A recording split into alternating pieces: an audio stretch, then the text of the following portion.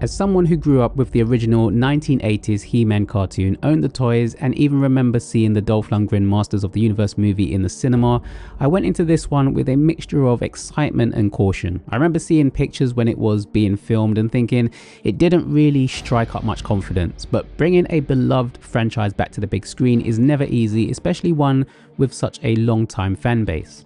Thankfully, while this new version doesn't get everything right, it delivers an entertaining adventure that captures much of the fun spirit of He-Man, even if it occasionally gets lost in its own goofy ambitions.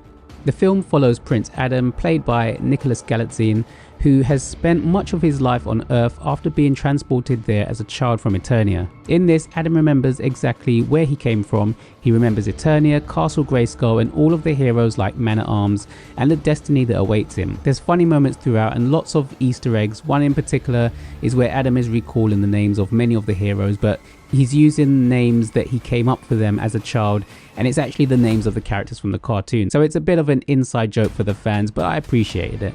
Right from the opening scenes in Eternia, the film does a fantastic job establishing its world.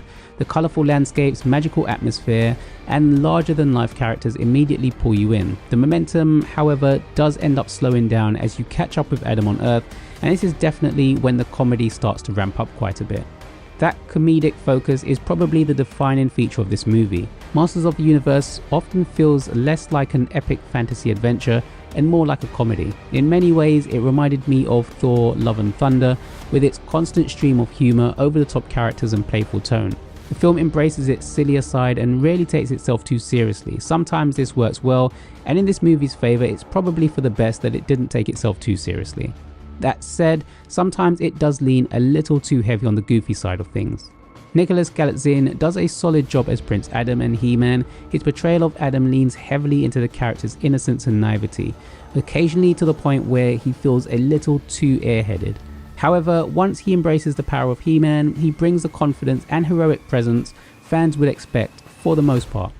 As a longtime fan, I have to admit that seeing Adam raise the power sword and say those iconic words never got old. Every transformation scene brought a smile to my face.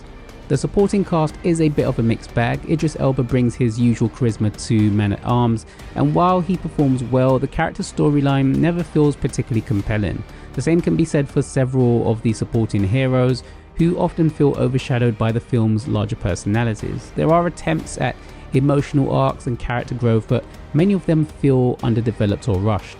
Then there's Jared Leto as Skeletor. Whether you're a fan of Leto or not, there's no denying he absolutely steals the show in this. His Skeletor is theatrical, entertaining, menacing when needed, and perfectly suited to the film's exaggerated tone. The character fully embraces the campy villain energy that made Skeletor so memorable in the original cartoon. Every scene he's in becomes instantly more engaging, and it's clear Leto is having an absolute blast with the role. Even when the film's humour occasionally misses the mark elsewhere, Skeletor almost always delivers. Visually, Masters of the Universe is impressive. The CGI work is generally excellent, particularly during the larger action sequences and magical battles. Eternia looks vibrant, colourful, and suitably fantastical. One area that deserves special praise also is the soundtrack. The film's score captures the spirit of the 1980s fantasy adventures perfectly. The mix of orchestral themes, electric guitar flourishes, and synth-inspired elements creates an energetic and nostalgic atmosphere. The music often does a lot of heavy lifting when it comes to capturing that classic He-Man feeling, and several scenes are elevated significantly because of it. The action sequences are enjoyable throughout. They aren't groundbreaking, but they deliver plenty of spectacle and excitement. Fans looking for power sword battles, magical powers, and larger-than-life confrontations will find plenty to enjoy. The film understands that Masters of the Universe should be fun, and it rarely forgets that. Despite a few things that I wasn't the biggest fan of, I enjoyed Masters of the Universe. It's messy, occasionally inconsistent, and perhaps a little too obsessed with making audiences laugh.